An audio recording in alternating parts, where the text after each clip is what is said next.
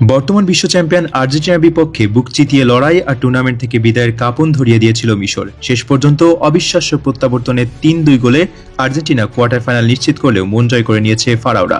এবারের বিশ্বকাপে আফ্রিকার এই দেশটির পারফরমেন্স ছিল এক কথায় নজর কাড়া। নকআউট পর্বে অস্ট্রেলিয়াকে বিদায় করে নিজেদের ইতিহাসে প্রথম জয় তুলে নিয়েছিল তারা। শুধু তাই নয়, টুর্নামেন্টের একক কোনো সংস্করণে এবার সর্বোচ্চ ৫টি ম্যাচ খেলার রেকর্ড করেছে মিশর।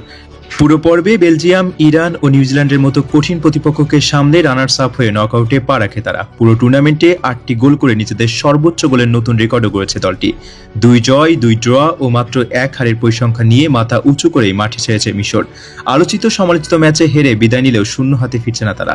ফিফার কাছ থেকে রেকর্ড ১৮.৫ মিলিয়ন মার্কিন ডলার, যা বাংলাদেশি মুদ্রায় প্রায় ২২৮ কোটি টাকার বিশাল আর্থিক পুরস্কার পাচ্ছে মিশর ফুটবল অ্যাসোসিয়েশন, যা বিশ্বকাপে দলটির ইতিহাসের সর্বোচ্চ অর্থপ্রাপ্তি। হিসাব অনুযায়ী টুর্নামেন্টের প্রস্তুতি বাবদ ২.৫ মিলিয়ন, মূল পর্বে খেলার যোগ্যতা অর্জন করায় ১০ মিলিয়ন এবং শেষ ১৬তে জায়গা করে নেওয়ায় আরও ৬ মিলিয়ন ডলার নিশ্চিত করেছে মিশর। বিদায়ের বেদনার মাঝেও এই প্রাপ্তি মিশরীয় ফুটবলের নতুন এক দিগন্তের সূচনা করল। তবে শুধু অর্থ কিংবা পরিসংখ্যানই নয়, এবারের বিশ্বকাপে মিশরের সবচেয়ে বড় অর্জন ছিল নিজেদের সামর্থ্যের প্রমাণ দেওয়া। শুরু থেকেই সাহসী ফুটবল খেলে তারা দেখিয়ে দিয়েছে আফ্রিকার দলগুলো এখন আর কেবল অংশগ্রহণ করতেই আসে না, তারা বড় বড় দলকে চ্যালেঞ্জ জানাতেও জানে। শক্তিশালী প্রতিপক্ষের বিপক্ষে আত্মবিশ্বাসী ফুটবল খেলেই সেই বার্তা দিয়েছে ফারাওরা। বিশেষ করে আর্জেন্টিনার বিপক্ষে ম্যাচটি দীর্ঘদিন মনে রাখবেন ফুটবল প্রেমীরা। বিশ্ব চ্যাম্পিয়নদের বিপক্ষে কোনো ভয় না পেয়ে আক্রমণাত্মক ফুটবল খেলেছে মিশর। বেশ কয়েকটি মুহূর্তে তারা ম্যাচের নিয়ন্ত্রণ নিজেদের হাতে নিয়ে যায়। শেষ পর্যন্ত ফল নিজেদের পক্ষে আনতে না পারলেও লড়াইয়ের মানসিকতা, গতি এবং দলগত সমন্বয় প্রশংসা কুড়িয়েছে বিশ্বজুড়ে।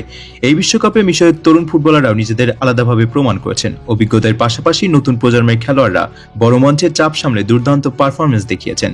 ভবিষ্যতে ইউরোপের বড় বড় ক্লাবগুলোর নজরে আসতে পারেন তাদের অনেকেই। বিশ্বকাপের মঞ্চে নিজেদের প্রতিভা তুলে ধরার এর চেয়ে বড় সুযোগ আর হয় না।